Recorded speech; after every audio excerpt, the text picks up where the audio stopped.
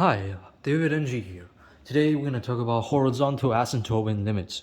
So let's do a quick review of what is a horizontal asymptote. So we have a function right here which is x over square root of x squared plus 1.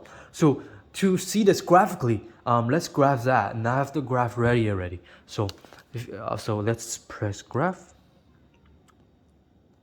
If you can see here, like what is the definition of horizontal asymptote? So horizontal asymptote means at a point where x approaches infinity. So for example, in this case, right here, right? You see how it's like, let's kind of draw that a little bit, and then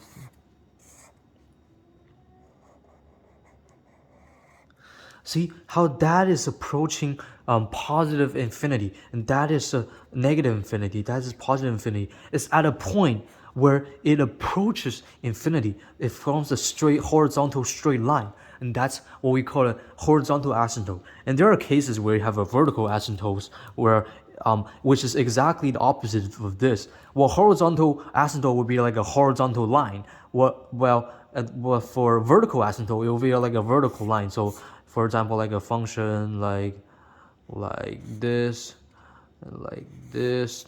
So you can see here that is a vertical asymptote as it goes down to infinity or goes up to infinity at one point. So that's like the definition of a vertical asymptote, and like in the like general of asymptote, right? Is when either that approaching infinity forms a straight line, approaches infinity.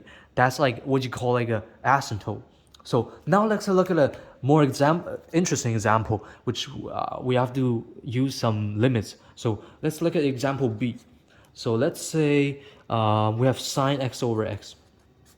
This function I described in earlier of my video, but today let's look at it. What's the y value be when x approaches infinity for this function right here? So what is the y value gonna be? So let's kind of graph that a little bit. You'll give a better visualization of why this is.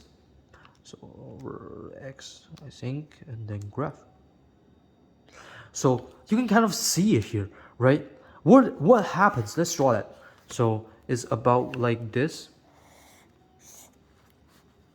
It's about. Sorry for the bad drawing. So what this is asking, what happens when x goes along this to infinity along this? If you kind of see it closer here, you'll figure out the frequency of this that is going up and down, up and down. As x get to infinity, that frequency is increasing. So it will be something like let's say, let's do a bigger draw of this, that. You realize how frequency is big here. It's a big gap, then it goes down, the small gap, smaller gap, smaller, as it goes along the x-axis, which is approaching infinity. That gap gets smaller and smaller. It squeezes together, right? So what happens when a line like this goes when their frequency or their little gaps go infinitely small? Well, it will kind of become a straight line.